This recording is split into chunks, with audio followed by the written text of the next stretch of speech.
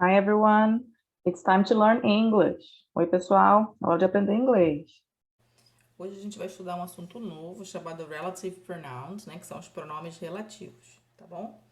Então vamos pensar primeiro em qual é a função, né? Para que a gente vai usar os pronomes relativos? Eles são usados para descrever ou para dar uma informação extra sobre alguma coisa que já foi mencionada anteriormente. E aí assim, né, usando esses pronomes relativos, a gente evita uma repetição desnecessária, tá? Então isso faz o texto ficar mais coeso, né? Dá uma coerência maior para o texto, fica mais flui mais naturalmente, tá? Então isso tanto quando a gente está escrevendo quanto no dia a dia quando a gente está conversando, tá? Evita que a gente fique picotando o texto em várias frases separadas.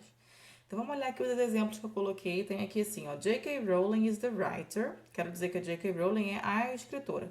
She wrote the Harry Potter books. Ela escreveu os livros de Harry Potter. Então aqui eu tenho duas frases separadas, né, falando sobre a mesma pessoa, que no caso é a J.K. Rowling. Então eu posso unir essas duas frases, né, para ficar menor, para ficar fluir melhor, mais naturalmente, usando um pronome relativo. Esse pronome relativo vai estar se referindo a ela, né, a J.K. Rowling, que é a pessoa de quem eu estou falando aqui na frase. Então, como é uma pessoa, a gente vai usar o pronome relativo who, né? Então, who significa que como pronome relativo. Então, aqui eu quero dizer que a J.K. Rowling is the writer who wrote the Harry Potter books. Ou seja, ela é a escritora que escreveu os livros de Harry Potter, certo? Então, a gente vai usar esse who, que vocês até já conhecem, né? Como quem, né? Quando a gente pergunta, quando ele é um pronome interrogativo. Mas aqui, como pronome relativo, ele significa que e é sempre usado para se referir a pessoas, tá? Essa pessoa vai ter sido já mencionada anteriormente. Vamos olhar outro exemplo aqui. Tem assim, ó. I know that boy. He is talking to the teacher. Eu conheço aquele menino. Ele está conversando com o professor. Então, eu quero dizer que eu conheço aquele menino que está conversando com o professor. Então, esse que aqui está se referindo a quem? Ao menino, né? Que já foi dito antes. Então, é uma pessoa. Também eu vou usar novamente o who para dizer que.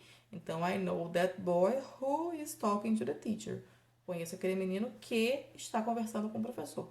Então, esse who está se referindo a that boy, ok? E aqui eu quero dizer assim: Paulo, que está na minha turma, é o meu melhor amigo. Então, eu quero me referir a Paulo, né? Paulo também já foi mencionado anteriormente, então eu vou usar novamente o who para dizer esse que, né? Então, a gente consegue perceber aqui que a gente tem três frases se referindo a pessoas, né? E entender que a pessoa foi mencionada, foi, né, mencionada anteriormente, tá? Antes do nosso pronome relativo. Agora vamos pensar o seguinte: existe uma outra forma de dizer who, né? Que talvez seja até mais informal, não sei, mas é bem comum de ser usado, que é o that. Então, ele também significa que e também pode ser usado para se referir a pessoas. Então, eu poderia dizer J.K. Rowling is the writer who wrote the Harry Potter books, or J.K. Rowling is the writer that wrote the Harry Potter books. Ok? Então, tanto faz usar o who ou that aqui. Aqui é a mesma coisa. I know that boy who is talking to the teacher, or I know that boy that is talking to the teacher. Da mesma maneira, o that significa que, também usado para se referir a pessoa, né? No caso aqui, that boy. Mas, quando a gente tiver uma frase que vem assim entre vírgulas, que a gente chama de non-defining relative clause, a gente não pode trocar o who por that. Então, nesse caso aqui, essa informação que está aqui entre vírgulas, né, é uma informação adicional. Se eu tirar esse trechinho aqui da frase, ela continua fazendo sentido. Eu poderia dizer, tirar isso daqui, né, e dizer então assim, Paulo is my best friend, certo? Essa frase existe, Paulo is my best friend, corretamente, né? É uma frase completinha. Então, essa informação que está aqui, ela é só uma informação extra que talvez que não é relevante para a compreensão dessa frase como um todo, tá? Então eu diria que Paulo é meu melhor amigo, Paulo is my best friend, ok? E dizer que ele está na minha turma é só uma informação adicional. Nesse caso, então, quando a gente tem essa frasezinha assim entre vírgulas, a gente não pode usar o that aqui, tem que ser sempre who, tá ok? Então, quando a gente se refere a pessoas, nosso pronome relativo é who, ok? Agora vamos pensar de outra forma quando a gente se refere a coisas, né? Então aqui eu tenho, por exemplo, I enjoyed this book. You lent me this book. Ou seja, eu gostei desse livro. Você me emprestou esse livro. Tá vendo que tá repetitivo? This book, né? Duas frases curtinhas, uma junto da outra, e a gente está repetindo a expressão this book. Então, para evitar essa repetição, a gente vai juntar as duas frases usando um pronome relativo. Só que aqui não vai mais ser o who, vai ser um pronome relativo específico para se referir a coisas. Eu estou me referindo aqui ao livro, né? A esse livro. Então, o nosso pronome relativo usado para se referir a coisas é which. Então, eu posso dizer, I enjoyed this book, which you lent me. Como eu falei antes, né, o this book, ele já foi dito antes aqui e ele foi repetido, né? Então, o which aqui, ele está substituindo essa repetição, tá? Então, a gente vai tirar isso e colocar o pronome relativo aqui entre as duas frases, entre as duas orações, tá bom? Então, vai ficar, I enjoyed this book, which you lent me. Então, não volta a repetir essa expressão this book aqui, ok? Mesma coisa na de baixo, ó, tem assim, this is the new bike. My father gave me the bike. Ou seja, essa é a bicicleta nova. Meu pai me deu a bicicleta. Então, a bicicleta está se repetindo, né? My new bike, ou the new bike e the bike. Então, eu vou usar novamente o which, que é o pronome relativo que a gente usa para se referir a coisas, né? O nosso que para coisas. Se referindo aqui a new bike, né? Então, eu vou dizer, this is the new bike which my father gave me. Novamente, né? Eu não vou repetir aqui o the bike, ok? Porque já foi mencionado anteriormente aqui. O nosso which está se referindo a ele, tá bom? E aí, como eu falei antes lá, quando a gente usa which, a gente também pode usar o that, né? Aqui é a mesma coisa, a gente também pode usar o that para substituir which. Então, eu posso dizer, I enjoyed this book which you lent me, or I enjoyed this book that you lent me. Aqui também, ó. This is the new bike which my father gave me, or this is the new bike that my father gave me. Fica correto das duas maneiras, tá ok? Agora, essa frase aqui de baixo, assim como a outra que eu coloquei entre vírgulas lá com who, ela quando vem entre vírgulas, né, como eu falei antes, essa informação é extra. Então, nesse caso aqui, ó, eu diria assim, swimming, which is very healthy, is my favorite sport. Ou seja, natação, que é muito saudável, é o meu esporte favorito. Dizer que natação é muito saudável é uma informação extra. O que eu estou querendo dizer aqui é que natação é o meu esporte favorito. Então, isso aqui, né, essa aqui é uma non-defining relative clause, então é uma oração que traz uma informação extra, tá ok? E aí, mais uma vez, assim como lá no who, a gente não pode usar o that aqui nesse caso, tá? Quando vem aqui entre vírgulas, somente o which, ok? Então, a gente usa o who para se referir a pessoas, o that para se referir a coisas, certo? Agora, vamos olhar aqui outros exemplos, né? Vamos pensar aqui nessas frases que eu botei aqui. Tem assim, this is George. His brother is our new Spanish teacher. Quero dizer o quê? Que esse é o George. O irmão dele é o nosso novo professor de espanhol. Então, o que acontece? Vou usar aqui um pronome relativo que não vai se referir simplesmente à pessoa do George. Eu vou me referir a algo que pertence a ele, né? Então, eu vou falar aqui, ó, vou usar o whose, que é o cujo, né? Isso aqui está indicando posse, é o irmão dele, o his brother.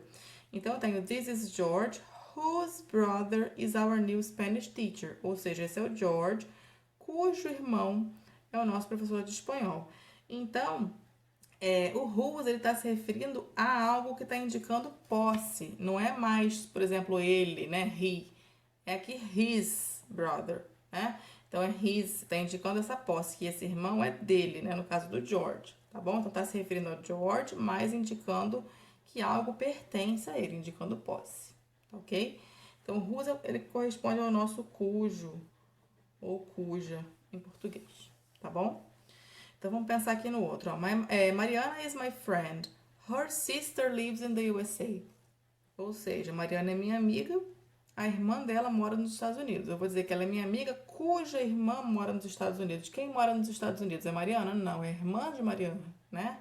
Então, é alguém, no caso, que pertence, vamos dizer assim, entre aspas, né, a ela. Então, isso indica posse, é a irmã dela. Então, eu vou dizer, Mariana is my friend whose sister lives in the USA. Ela é minha amiga cuja irmã mora nos Estados Unidos, tá ok? Então, esse whose significa cujo ou cuja. Indica posse, então. E aqui eu coloquei umas frasezinhas com home. Home aparece lá na apostila de vocês, né?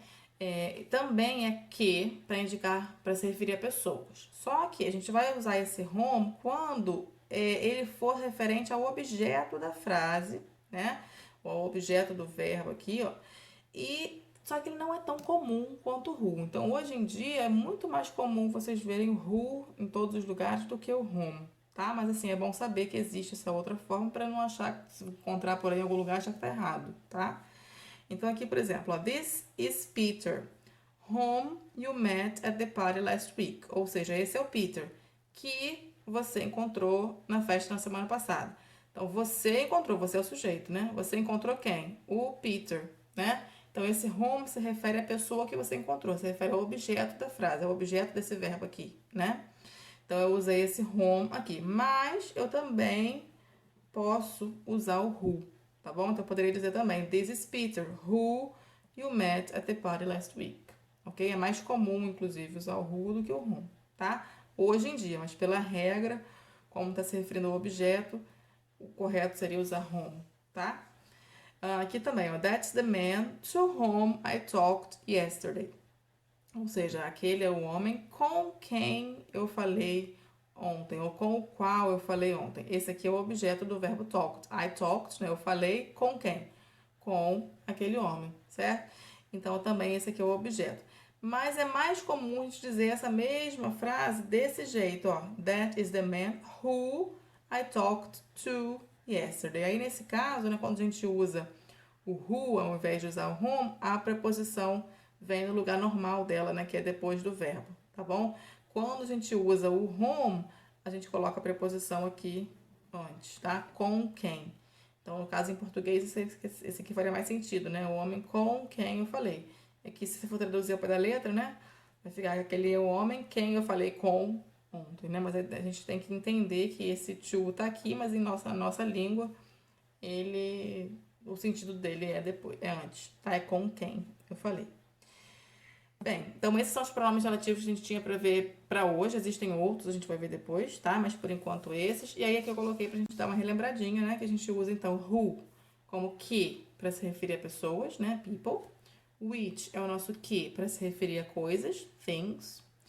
That pode ser usado para se referir a people or things, né? Pessoas ou coisas. Whose se refere a pessoa, mas indicando posse, né? Possession. E whom refers to people, se refere a pessoas quando elas são o objeto do verbo. Tá ok? Bye bye. Thanks for watching.